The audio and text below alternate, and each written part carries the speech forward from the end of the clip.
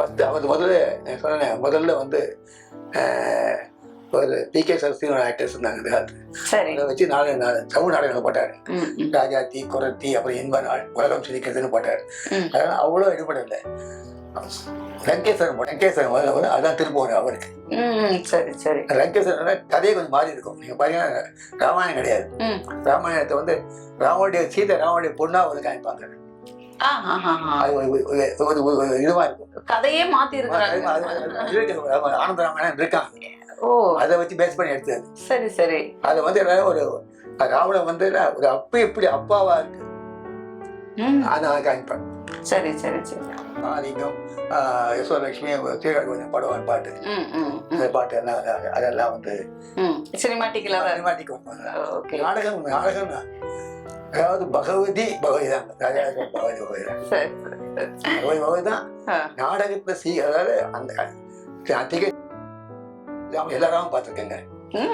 ஔவையார், மனிதன், இன்ஸ்பெக்டர், குமாஸ்தா வெண்பன், பெல்கணன், அப்புறம் ரத்தபாதம், ராஜா சோழன், கல்வெலுங்காலி, எதுவாழ்வு எல்லாரையும் பார்த்துருக்காங்க. எல்லாம் பார்த்துருக்காங்க. எங்கெங்கெல்லாம் இந்த நாடகங்கள் நடக்கும்? எந்த ஏரியாவுல? நடக்கும். சரி, அங்க பாத்துருக்கீங்க. அப்புறம் வேற எங்கேயாவது? நாடகம்னாலே அங்கதான் இருக்கும். அதிக ஜாஸ்தி மயிலாப்பூர் அந்த சவாலை போட்ட பெரிய இம்பார்ட்டன்ஸ். ஓ சரி சரி. அது ஒரு பெரிய தியேட்டர்ல பாக்குற மாதிரி இருக்கும். மயிலாப்பூர்ல வந்து ஆராசபால அந்த காலத்துல famous music dance and drama கதை. வக்கீல்கள் நாடகத்துல நடிச்சிருக்காங்க. வக்கீல் நிறைய பேர் இருக்காங்க. அது ரீதி போய் சொல்றேன்னு VV ஸ்ரீனிவாசன் ட்ராமா, இந்த ட்ராமா ஆக்ட் பண்ணிருக்காரு. அவருக்கு இந்த சுகுலாசம் ஆக்ட் பண்ண கேள்விப்பட்டேன். அவரோட பெரிய அவர் ரொம்ப அவர் எனக்கு சின்ன வயசுலயா இருக்கு. அவருக்காக நான் எங்க சின்ன வயசுல ரொம்ப காலமாயிட்டார். அவர் எங்க கவிதா கொஞ்ச நாள் இது இருக்குன்னு கேள்விப்பட்டேன். அவர் நிறைய அமைச்சர் நடிக்கிறேன், தொழிலா நாடகம் சுகுலாசம் ஆக்ட் பண்ணிருக்கான்னு கேள்விப்பட்டேன். அவருடைய மருமகன் VC கோபால் பெரிய டேரக்டர் இருக்காங்க, பெரிய ஆர்ட் ட்ராமா. அவருடைய மருமகன் டாக்டர் ராமமூர்த்தி தான் பெரிய ஆக்டர். அவரை சுகாதாரத்தில் ஆக்ட் பண்ணுவாங்க. அவங்க சிவகாமி கல்கி ட்ராமா வந்து ட்ராமா பட்டும் போது அவங்க தான் முக்கியத்துவம் கொடுப்பாங்க. இப்போ பில்டிங் அடிச்சு கட்டிருக்காங்க. அதுக்கு முன்னாடி வந்து இது அகாடமி ப்ரோக்ராம்ல அங்கே நடக்கும். சரி சரி. அகாடமி ப்ரோக்ராம் அப்புறம் தான் பில்டிங் கட்டாங்க. எனக்கு தெரிஞ்சு ஒரு 70-60 வரைக்கும் அங்கே நடந்தாங்க. டிக்கெட் வாங்கிட்டு போய் பாப்பீங்க? மெம்பர்ஷிப். நீங்க மெம்பர்ஷிப்ல டிக்கெட் வாங்குறவங்களுக்கு எப்ப எவ்வளவு பைசா இருந்தது? அப்ப டிக்கெட் வாங்கி பார்த்தாங்க. ரூபா. ஒரு படம், ஒரு நாடகம் ரூபா. ஒரு டிராமாவுக்கு வந்து 100 ரூபாய் கேட் கிடைச்சா பெரிய டிராமா நடத்தாங்க.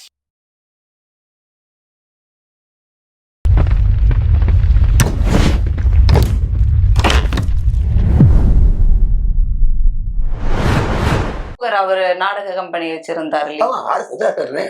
RS வந்து டிஎம்ஜி ஆபீஸ் ஒர்க் பண்ணியிருக்காரு. சரி. அவர் எனக்கு தெரிஞ்சு தோட்டக்காரன் ஒரு டிராமா ஆக்ட் பண்ணாரு. சரி.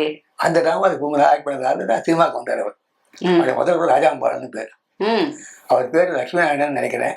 அவர் பேர் மனோகர். சினிமாவுக்கு போயிருந்தாரு. Original name. ஓ அப்படியா? சினிமா நேம் தான். சரி சரி. அந்த அவங்க பீரியட்லயாவது நீங்க அவங்களோட ஒர்க் பண்ணிருக்கீங்களா? பாத்துருக்கீங்க. அப்ப நீங்களும் நாடக பிரியரா இருந்திருக்கீங்க. ஓ சரி சரி. எல்லா நாடகம் பாத்துருக்கீங்க. ஃபர்ஸ்ட் அவர் முதல்ல வந்து ஒரு PK சரஸ்வதி ஒரு ஆக்டர்ஸ் இருந்தாங்க இந்த காலத்து. அதை வச்சு தமிழ் நாடகங்கள் போட்டாரு. ராஜாத்தி, குரத்தி, அப்புறம் இன்ப நாள், உலகம் சிரிக்கிறதுன்னு போட்டாரு. அதனால அவ்வளோ ஈடுபடலை. லங்கேஸ்வரன் அதான் திருப்பூர் அவருக்கு. சரி சரி. லங்கேஸ்வரன் கதையை கொஞ்சம் மாறி இருக்கும். நீங்க பாத்தீங்கன்னா ராமாயணம் கிடையாது. ராமாயணத்தை வந்து ராமனுடைய பொண்ணா வந்து காமிப்பாங்க. இதுவா இருக்கும், கதையே மாத்தி இருக்காங்க. ஆனந்த ராமாயணம் இருக்காங்க, அதை வச்சு பேஸ் பண்ணி எடுத்தது. சரி சரி. அதை வந்து ஒரு ராவணன் வந்து ஒரு அப்ப எப்படி அப்பாவா இருக்கு அதை காமிப்பாங்க. சரி சரி சரி. ஆதிக்கம், யசோலட்சுமி, சீரகன் படம் பாட்டு, அந்த பாட்டு எல்லாம் அதெல்லாம் வந்து சினிமாட்டிக் நாடகம் தான். அதாவது பகவதி தான், பகவதி தான் நாடகத்துல. அதாவது அந்த அதிக எல்லாரும் பார்த்துருக்கேங்க. ஔவையார், மனிதன், இன்ஸ்பெக்டர், குமாஸ்தாவின் பெண், பெல்கணன், அப்புறம் ரத்தபாசம், ராஜா சோழன், கல்வெனுக்காரி, எதுவாழ்வு எல்லாரையும் பார்த்துருக்காங்க. எல்லாம் பார்த்துருக்கேன். எல்லாம் பார்த்துருக்காங்க. எங்கெங்கெல்லாம் இந்த நாடகங்கள் நடக்கும்? எந்த ஏரியாவுல? ஆராசமா நடக்கும். சரி, அங்க பாத்திருக்கீங்க. அப்புறம் வேற எங்கேயாவது? அங்கதான் பார்த்துருக்கேன். நாடகம்னாலே அங்கதான் இருக்கும். அதிக ஜாஸ்தி மயிலாப்பூர் அந்த சவாலை போட்ட பெரிய இம்பார்ட்டன்ஸ். ஓ சரி சரி. அது ஒரு பெரிய தியேட்டர்ல பாக்குற மாதிரி இருக்கும். இம்பார்ட்டன்ட். அது மயிலாப்பூர்ல வந்து ஆராசபால அந்த காலத்துல ஃபேமஸ் மியூசிக் டான்ஸ் அண்ட் டிராமாக்கு தான் முக்கியத்துவம் கொடுப்பாங்க. இப்போ வெளியே நிச்சு கட்டிருக்காங்க. அதுக்கு முன்னாடி வந்து இது அகாடமி ப்ரோக்ராம்ல அங்கே நடக்கும். சரி சரி. அகாடமி ப்ரோக்ராம் அப்புறம் தான் பில்டிங் கட்டாங்க. தனியாக கட்டினேன். எனக்கு தெரிஞ்சு ஒரு 70, 60 வரைக்கும் அங்கே நடந்தாங்க. நடக்கும். டிக்கெட் வாங்கிட்டு போய் பாப்பீங்க? மெம்பர்ஷிப். நீங்க மெம்பர்ஷிப்ல டிக்கெட் வாங்குறவங்களுக்கு எப்ப எவ்வளவு பைசா இருந்தது அப்ப டிக்கெட் வாங்கி பார்த்தவங்களுக்கு? ₹1. ஒரு படம் ஒரு நாடகம் ₹1. ஒரு டிராமாவுக்கு வந்து ₹100 கேட் கலெக்ஷன். பெரிய டிராமா நடத்தாங்க. ஓ அந்த காலகட்டத்துல கேட் கலெக்ஷன் ஆனா ₹100 வசூலானாலே பெரிய விஷயம். இந்த அனால்மெண்ட் வந்தப்பதான் நீங்க வந்து பாத்தீங்கன்னா அனால்மெண்ட்ல வந்து கட்டவங்கன்னா இங்கதான் போட்டாங்க. கட்டவங்க இங்க போட்டாங்க. கதையாச்சும் இங்கதான் போட்டாங்க. அப்புறம் எல்லா இடம் இங்க போட்டாங்க. எங்க எல்லாம் கேட்க நல்லா. அப்புறம் வந்து தேங்காய் சீனிவாசன் வந்து அந்த கிருஷ்ண விஜயன் டிராமா போட்டாங்க. தேங்காய் சீனிவாசன் அதுதான் வேற ஒரு படம் கூட வந்து அது பேர் படத்தில் எனக்கு ஏவிஎம் எடுத்தாங்க படத்தை. கிருஷ்ண விஜயன் டிராமா போட்டார். பிரமாதமான டிராமா அது. வாலி தடவத்தினார் மாதிரி இருக்கும். சரி சரி சரி. எப்படி இப்படி ஒரு நாடகத்துறையில இவ்வளவு அந்யோன்யமா இருந்திருக்கீங்க, நாடகங்கள் எழுதிருக்கீங்க, அப்படியே டக்குன்னு திரும்பிட்டீங்க நீங்க இந்த ஒரு ஹைகோர்ட் பக்கம் இத்தனை வருஷம் போயிருக்கு? ஹைகோர்ட் வந்தபோது தான் இருந்தது வச்சுங்க. ஹைகோர்ட்டே 50 வயசு இருந்தேன் நான். அது சொல்ல எக்ஸ்பிளைன் பண்ண முடியாதுங்க. வசதி இல்லாம இல்ல வசதி இருந்ததுங்க. என்னவோ தெரியல நேச்சராவே நமக்கு அந்த அது பக்கம் போறதுக்கு இல்ல. இந்த பக்கம் எனக்கு கூச்ச சுபாவம் பார்த்து நானே பேச மாட்டேன். அப்படின்னு பேச. சரி சரி சரி.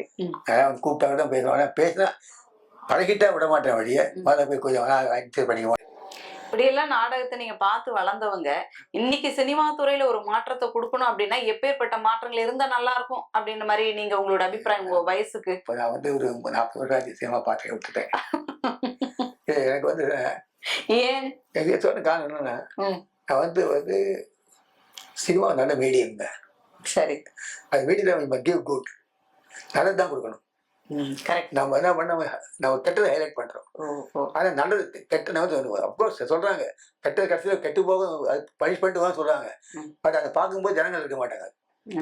கெட்டவன் பனிஷ் பண்ணும்போது அதை பார்க்க ஜனங்கள் இருக்க மாட்டாங்க. கிளைமேக்ஸ்ல ஜனங்கள் அது மாதிரி வந்து அதாவது எதுக்கு ஈவலுக்கு வந்து அதாவது கெடுதலுக்கு வந்து காமிச்சு கொடுக்க கூடாதுங்க. மீடியா அது வந்து பாக்குறது அதான் அப்படியே ஜனங்களை பிடிச்சி பசங்க பிடிச்சி ஈஸியா குவிக்கா போய் அது நல்லதான் கொடுக்கணும். அது வந்து ஒரு மாரல் டீச் பண்ண சொல்லல. But as far as possible நல்லது கெடுதல் பண்ணக்கூடாது. ஹைலைட் பண்ணக்கூடாது. எந்த துறையுமே கெடுதல் மக்கள் இன்னும் சினிமா துறைன்றது ஈஸியா மக்கள் கிட்ட போய் சேரும். எந்த மாதிரி எங்க அடிக்கடி இருக்கு அது மாதிரி தான் டெவலப் ஆகுது. ஆமா. இப்ப யார் ஜனங்களை பொறுமை அடிக்க வச்சுக்கிறாங்க வழியை. அது காரணம் நான் சினிமா தான் சொல்லுங்க. அதை ப்ரொடெக்ட் பண்ணக்கூடாது. உண்மை உண்மை. தியாகராஜ பாகவதர் ஐயா, NS கிருஷ்ணன் ஐயா இவங்க எல்லாம் இருந்தாங்கல்ல, சின்னப்பன் ஐயான்னு சொல்லுவாங்க இல்லையா, அப்பெல்லாம் வந்து அப்படி பீக்ல கொடி கட்டி பறந்தது இல்லையா நாடகத்துறை அப்படின்றதே. நாடகத்துல அவன சினிமா தான் கட்டிட்டு பாடுறாங்க. MKT சினிமா பைத்தியம் அந்த காலத்துல பாட்டுக்காகத்தாங்க. பாட்டுக்காகத்தாங்க. பேச்சுல நாடகம் நடிப்பும் விடுவார். பேச்சு ஆக்டிங் இருக்கும். டயலாக் எல்லாம் பாட்டாவே தான் வந்திருக்கு. பாட்டு பாடுவாங்க. ஜாஸ்தி பாட்டு தான் பாட்டு கொடுப்பாங்க. சரி சரி. சினிமா காலத்துல வந்து கொஞ்சம் பாட்டும் டைலாகும் இருக்கும். அவருக்கு ஃப்ரெண்ட்ஸுக்கு பெர்ஃபெக்ட்லாம் போடுவாருங்க. அவர் பேச்சா சரி சரி. கொஞ்சம் நல்ல விஷயம் தெரியும் அவரு. மார்னிங்கும் பாட்டும் கொஞ்சம் ஆக்டிங்கும் பண்ணு. பட் வாழ்வது காலத்துல ஃபுல்லா பாட்டு தாங்க. பாட்டுக்காகத்தான் போவோம். சரி சரி சரி. அப்படி என்ன அந்த பாட்டுல இருந்திருக்கும் தெரியலையே. அந்த ரெக்கார்ட்லயே சமாளிச்சு இருக்காங்க. அப்பதான் பிளேக்ஸ் ரெக்கார்ட் தான் இருக்கும். இப்ப தட்டு மாதிரி தான் இருக்கும். ரெக்கார்ட் அதுலயே சமாளிக்கிறாங்க. சமாளிச்சு வாங்கணும். சரிங்க சரி. இப்ப இருக்கக்கூடிய இளம் தலைமுறையினருக்கு நீங்க ஒரு 90 வயசு ஒரு மூத்தவர்ன்றக்கு மேல அப்படின்னே சொல்லணும். உங்களை அந்த அளவுக்கு இருக்கீங்க. நீங்க சினிமா துறையிலயும் எப்படி பாத்திருக்கீங்க, நாடகத்துறை அண்ட் வந்து நீங்க உங்களுடைய இந்த மாஜிஸ்ட்ரேட்டா இருந்திருக்கிறீங்க. இப்பேற்பட்ட பரிணாமங்கள் அடைஞ்சிருக்கீங்க. நீங்க இப்ப இருக்கக்கூடிய தலைமுறையினருக்கு ஒரு அறிவுரை சொல்லணும்னு விரும்பினீங்கன்னா அது இப்பேற்பட்ட அறிவுரையா இருக்கும்? டெடிகேஷன். இன்வால்மெண்ட். அதாவது எந்த தொழில் செஞ்சாலும் அது ஒரு நம்ம அதை அப்படியே அந்த அந்த தொழிலே நம்ம ஐக்கியமாயிடும். கடனுக்காக செய்யக்கூடாதுங்க தொழில். கண்டிப்பா கண்டிப்பா கடனுக்காக செய்யக்கூடாது. கண்டிப்பாங்க ஐயா. ஒன்று அந்த தொழிலாக தான் நம்ம உயிர் வாழறோம். உண்மை. நம்ம சாப்பிட்ற அந்த தொழிலாக வருது. செய்யும் தொழிலே தெய்வம். அதுக்கு மதிப்பு முதல்ல. ஆமாங்க ஆமாங்க. அப்புறம் இதை 10 பேர் நம்ம செய்யற தொழில் 10 பேருக்கு பயன்படும். ஆனால் அவங்களுக்கு உபகாரம் மாற்றணும். பத்திரமா இருக்கக்கூடாது. கண்டிப்பா கண்டிப்பா. யாராவது நிறைய நினைச்சா கூட நிறைய பார்த்தா அவங்க நம்மளை பார்த்து நம்ம திரும்ப கத்துக்கிற மாதிரி இருக்கும். நம்ம பார்த்து கெட்டு போற மாதிரி கூடாது. கண்டிப்பா கண்டிப்பா கண்டிப்பா. இப்ப இருக்க தலைமுறையினர் இதை தொடர்ந்து இவங்க பயிற்சி பண்ணிக்கிட்டாலே நல்லது. அடுத்த தலைமுறையினர் இன்னும் சிறந்து விளங்கலாம். டேலண்ட் இல்லாம டேலண்ட் நிறைய இருக்குங்க. டேலண்ட்டை நம்ம ப்ராப்பரா டேப் பண்ணி. கண்டிப்பா டெடிகேஷன் ஒரு வார்த்தை. டெடிகேஷன் எந்த தொழிலையும் சொல்லுங்க. கண்டிப்பா. நான் ஹைகோர்ட்ல நான் சொன்னால எனக்கு ஹைகோர்ட் இந்த தொழில் தான் தெய்வங்க. ஆமா, இதனுடைய வாழறேன். நானும் வாழறேன், என் குடும்பம் வாழறது. அதுக்கு நான் மரியாதை கொடுக்கணும், முக்கியத்துவம் கொடுக்கணும். சரி சரி சரி. இன்னைக்கு சின்ன வயசுலயே பசங்க வேலைக்கு போறதுக்கு யோசிக்கிறாங்க, சம்பாதிக்கிறாங்க. ஆனா நீங்க இந்த வயசுல இன்னைக்கும் எவ்வளவு பணம் வரும் எதிர்பார்க்கறாங்க. பணத்தை தான் போய் பாக்குறாங்க வழிய. அது நம்ம எதுக்காக கொடுக்குறோம்? இன்னொருத்தருக்கு ஹெல்ப் பண்ணி போகுது. இப்போ நான் ஒரு ஹைகோர்ட்ல ஒரு கட்சிக்கார கேஸை போடுறான். அந்த கேஸை அவங்களுக்கு எப்படி எவ்வளோ சீக்கிரம் பண்ணுவோம் அந்த மாதிரி பண்ண வழியை நான் என் வருமானத்தை மட்டும் பார்க்கக்கூடாது. இதனால மக்கள் என்ன பயன்படுறான்னு பார்க்கணும். கண்டிப்பாங்க ஐயா கண்டிப்பாங்க ஐயா. இப்போ பஸ்ல அவங்க கண்டக்டராக வந்தாருன்னா கண்டக்டர் உனக்கு வேலைக்கு கண்டக்டர் வேலை இருக்கிறது கண்டக்டர் இல்லை. இப்போ பஸ் ஒழுங்காக ஓட்டணும், பஸ் நடத்தணும், அதுதான் கொடுக்குறாங்க. மக்களுக்காக தான் கொடுக்குறாங்க. அப்போ அந்த வியூ தான் பார்க்கணும்னு சொல்றாங்க. ஏன்னா இப்போ டெக்னிக்கலி அட்வான்ஸ் ரொம்ப டெவலப் பண்றோம். எல்லாம் அப்போ பாடி டைலாக் பேசி அப்போ ரெக்கார்ட் பண்ணுவாங்க. ரெக்கார்டிங் இப்போ கிடையாது. நீங்க மிக்ஸ் பண்ணிக்கலாம். பாட்டு அதான் கிடையாதுங்க. தப்பு பண்ண நிறைய போயிடுச்சு, அவ்வளவுதான் போயிடுச்சு. இப்போ பிலிப்ல இப்போ உங்களுக்கு சிப்ஸ்ன்னு சொல்றாங்க, எத்தனை வாட்டி எடுக்கலாம். ஆனா அந்த காலத்து ரோல் தான். அதாவது 1000 ரிஹர்சல் பண்ணி தான் படம் எடுப்பாங்க. ஒத்திகை பார்த்துட்டு தான் படம் எடுப்பாங்க. பிலிம் வேஸ்ட் ஆகும். அதுக்காக காசு போகும். அதுக்காக 10 ரூபா வரைக்கும் பார்ப்பாங்க. சரி சரி. 10 ரூபாய் வரைக்கும் போகும். நாடகம் ஒரு நாடகம் போடுவோம்னா ஒரு மாசம் ஒத்திகை நடக்கும். சரிங்கய்யா. வசனத்தை ஒத்திகை பார்ப்போம். அப்புறம் ஆக்டிங் பார்ப்போம். இந்த ஆக்டிங் மூவ்மெண்ட்ஸ் எல்லாம் மூவ்மெண்ட்டுகளோட பண்ண பார்த்தோம்னா பாலச்சந்தர், விஎஸ் ராவன் அவங்க படம். வந்த படம் அந்த குரூப் வந்த படம் தான். விஎஸ் அந்த குரூப், சுந்தரராஜன் அந்த குரூப் வந்த படம் தான். மூவ்மெண்ட்டோட பேசுறதுக்கு நடந்துட்டே பேசுறது. சாதாரண நடந்தே பேச முடியாது. நம்ம வழக்கமா பேசுவோம், பட் டிராமாவில் பேச பயப்படுவோம். அது நாடக மேடை அவ்வளவு பெருசு இருக்கும், மக்கள் இருப்பாங்க. அப்ப அந்த மைக்ல இருந்தது இல்ல, உண்மையில அப்படியே ஓன் வாய்ஸ் மட்டும் தானா? போயிடுச்சு நம்மளோட டேலண்ட்டா நம்ம குரல் மூலமா. நீ நல்லா ஆக்ட் பண்ணா இமிடியேட் ரிசப்ஷன் கிடைக்கும் உங்களுக்கு. உங்க ஆக்டிங் டேலண்ட்டுக்கு அப்ரிசியேஷன் கிடைக்கிறேன், அப்போ கிடைக்கும். சூப்பரா. டிஆர் மகாலிங்கம் ஐயா நாடகத்துல பேசினாருன்னா 1.5 மீட்டர் வர வரைக்கும் குரல் அப்படி எக்கோ அடிக்குமாமே. அவங்க மைக்கெல்லாம் படுற காலம் இருந்ததுங்க. அவங்கலாம் மைக்கெல்லாம் படுற மைக் கிடையாதுங்க. மைக்கெல்லாம் இப்போ பாட்டி மைக் கிடையாது. மைக்கெல்லாம் பாடுவாங்க. நாடகம் மைக்கெல்லாம் பாடுவாங்க. அதான் குரல் பேசுவாங்க. மகாலிங்கம் பாருங்க, இப்படி பாருங்க, பெரிய வேலை. ஆமா ஆமா ஆமா. பிஜேபி இப்போ பார்த்து பாருங்க. அதே இப்போ பரவாயில்ல. இப்போ சீகாருக்கு வந்து தீம் சொல்றா. நீங்க முன்னாடி பார்த்து பாத்தீங்கன்னா எல்கடி பாரு மாதிரியே இருக்கும். ரெக்கார்ட்லாம் போயிட்டு பாருங்க. ரெக்கார்ட்லாம் கேட்டு பாருங்க. எம்கேடி மாதிரியே பார்ப்பாங்க. அப்ப இருந்த பிரபலமான நாடக சபா அப்படின்னா எது இருந்ததுங்க? இவங்க எனக்கு தெரிஞ்சு டிகேஎஸ் தான். சகோதரர்கள். அவங்க எஸ்சி சாப்பிடலாமும். அப்புறம் மனோகர் தான். சரி சரி. ப்ரொஃபஷனல்ஸ்ல அமைச்சர்ல இங்க அமைச்சர் ஆர்டிஸ்ட் குரூப் வந்தது. ஏஏஜின்னு பேர். அதை டிஎஸ் ஒருத்தர் இருந்தார், எஸ்சி ஜெயராமன். அப்புறம் 3 இருந்தாங்க. அது நிறைய பேர் சினிமாவுக்கு வந்திருக்காங்க, ட்ராமாலாம் போட்டிருக்காங்க. அப்புறம் வைஜி பாச அமைச்சர் ஏஏ.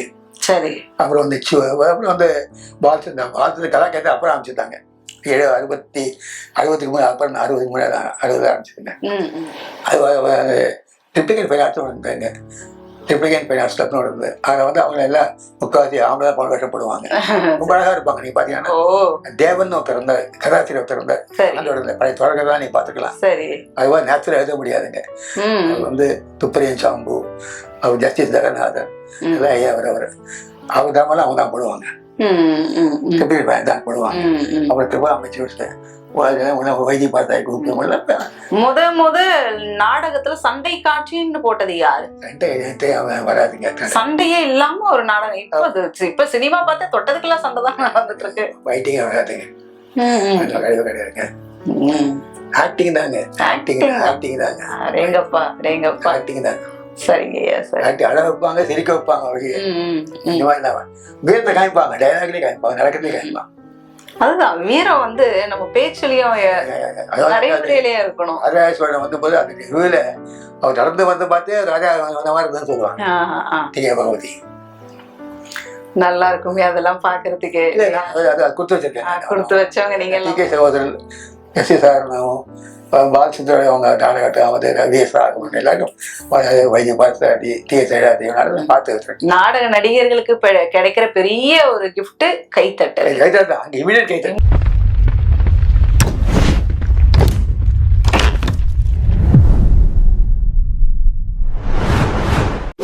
ஷேர் பண்ணுங்க, சப்ஸ்கிரைப் பண்ணுங்க, மறக்காம பெல் பட்டனை கிளிக் பண்ணுங்க.